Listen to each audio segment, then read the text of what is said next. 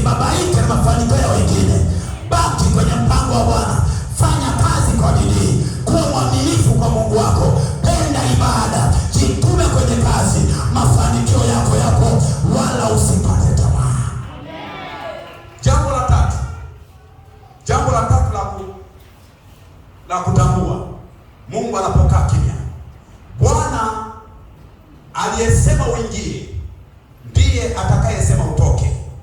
Haijalishi amekaa kimya muda gani. Bwana aliyesema uingie ndiye atakayesema utoke. Haijalishi amekaa kimya muda gani. Mwanzo sura ya 7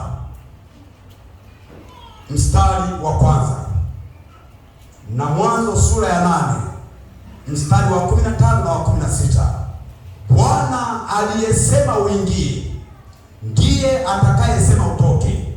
Haijalishi amekaa kimya muda gani.